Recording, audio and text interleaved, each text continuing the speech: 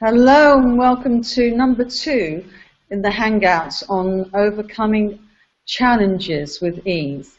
Now, if you haven't seen number 1, please go back and review that, which dealt with an overview of the 5D model that is used. And this deals with why me, why I feel I'm qualified to deliver this model to assist you in your transformation. And this why me, why I'm qualified, there's 2 aspects to it.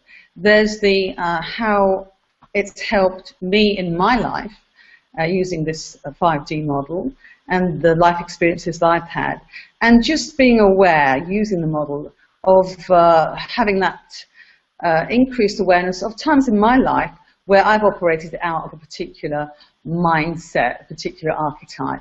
So I want to share that with you and my stories, because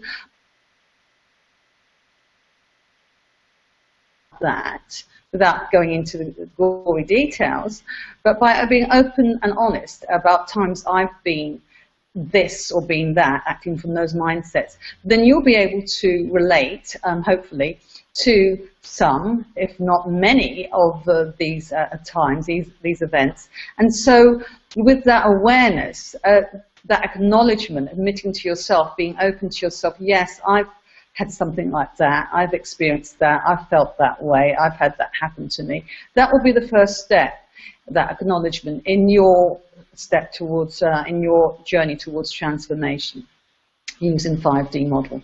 So let's look at the sufferer, and I'm going to be referring to the times I was the sufferer. I'm this, I that. So just go beyond the fact that I'm referring to myself all the time. I want you to take notice of the times in your life that you can relate to what I'm saying, because that's what's important here. So I was a sufferer when I was a kid, and I could recall my parents having screaming matches, and I was suffering from the fights and even the ambulance being called between my parents and between my brother and my parents. And my way of dealing with that was just to get out of there, to run up the stairs, shut myself in my bedroom, stuff cotton wool in my ears, and pretend nothing was happening. I was a sufferer when my first experience of sex was being abused, attacked, and a violent attack which lasted hours. And police station reporting it. I was a sufferer being medically examined and cross-examined. I was a sufferer in court when I saw the photos being of the ordeal that had been taken going around the courtroom. I was a sufferer in my personal life when I was locked out of my home unjustly. I was a sufferer when I was locked out of my business unjustly. I was a sufferer when I was falsely accused of stalking. I was a sufferer when I had a number of conspiracies occurring, one on top of the other, to the point that I thought, I can't deal with this, and my system went into overload, and that expressed itself by me going deaf very quickly in both of my ears. I was a sufferer when I was cross-examined in the court, and many other times. So the relevance of this is that I want you to take note of times that you've perceived yourself as being in a situation or things that have happened to you, and that you feel that it wasn't your fault, that you had nothing to do with it, and you blame. About forgetting, this is about forgiveness, and the 5D reality model will help you to forgive things that you perceive have happened to you, as I have done. And so that's the beauty of the work that this model goes into.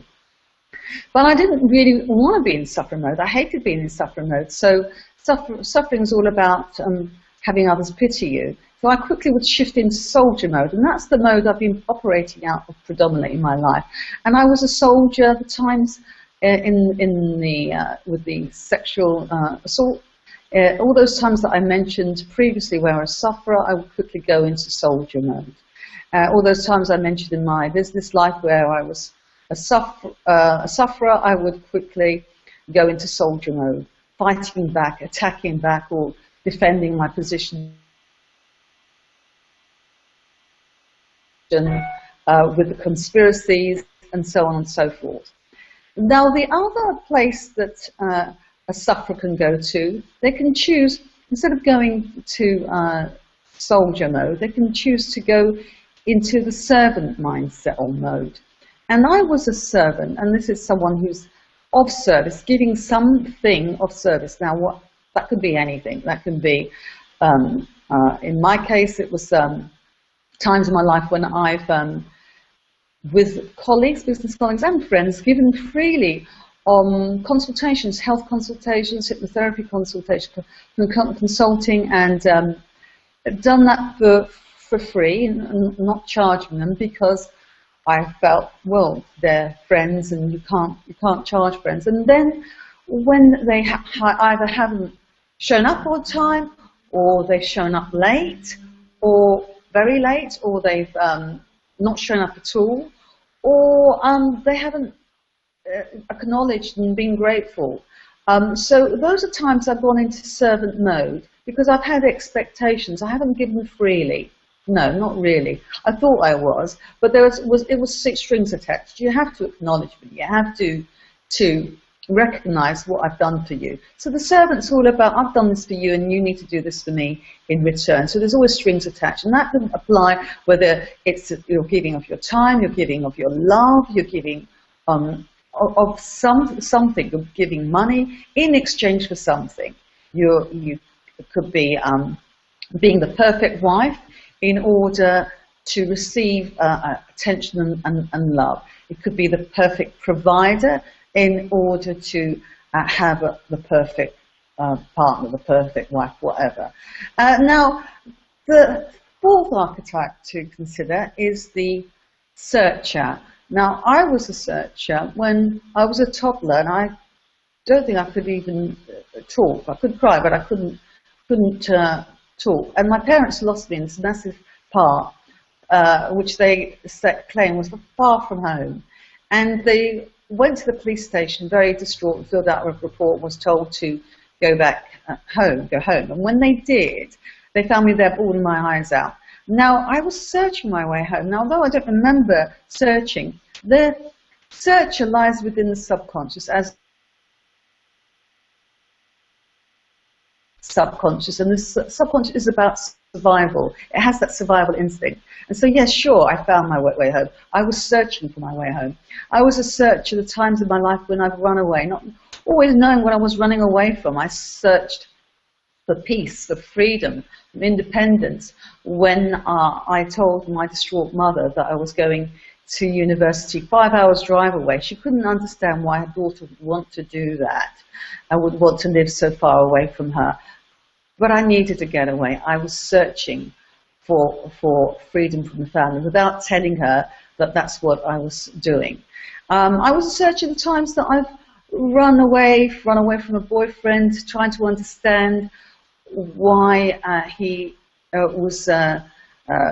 why I'd caught him out seeing someone else, and searching for the answers. I was a searcher when I went to India, to different retreats, sat in front of the Taj Mahal, same bench as Princess Di, and wondering what was it all about, what was the meaning of my life, what was the meaning of life.